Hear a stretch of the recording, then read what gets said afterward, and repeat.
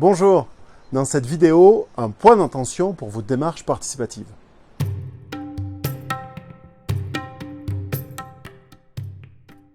La concertation, on l'a vu, ce n'est pas une consultation, donc une mesure, mais une convergence.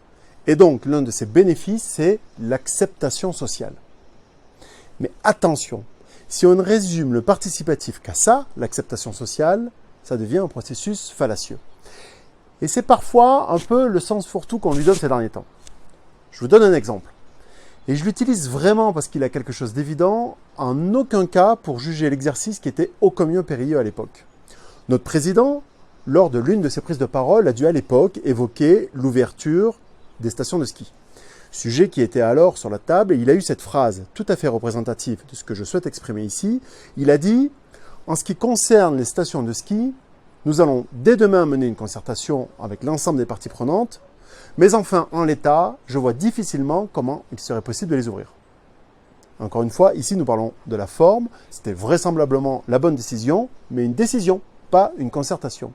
Si la décision est déjà prise et qu'on concerte pour laisser s'exprimer des opinions qui n'ont pas d'impact, ça ne s'appelle pas une concertation, ça s'appelle un exercice de purge sociale.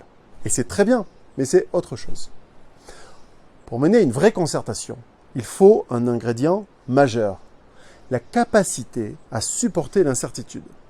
Parce que la vraie particularité de l'exercice de la concertation, c'est d'accepter de modifier sa position au cours du débat. Donc arriver avec ses convictions, bien sûr, mais accepter de se laisser traverser par ce qui est dit dans le débat et tenter de trouver une convergence. Alors, ça implique de sortir des positions tranchées de type « je veux sortir de ce débat en ayant remporté la mise », même si après tout, ça sera peut-être le cas. Ça demande aussi un peu d'agilité et une assise forte sur sa vision et son système de valeurs.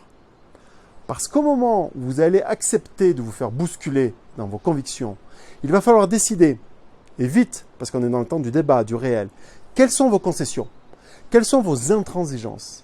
Pour ça, il faut une idée très claire des fondations de vos opinions.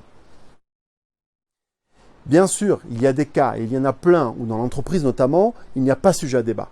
Le réglementaire, la sécurité, mais s'il n'y a pas sujet à débat, n'en faites pas des débats, pas de fallacieux en tout cas. Alors, quelle différence à la fin me direz-vous, si vraiment il y a sujet à débat? Bien, dans un cas, en tant que participant, vous sortez du débat en disant « Bon, ben j'ai perdu, c'est l'autre qui a gagné ». Dans le second cas, vous sortez en disant « C'était pas facile, je suis loin d'avoir eu ce que je voulais, mais ce que je sais, c'est qu'il y a un peu de moi dans la décision retenue. » Je vous laisse imaginer quel scénario produit le meilleur engagement pour la mise en œuvre de cette décision.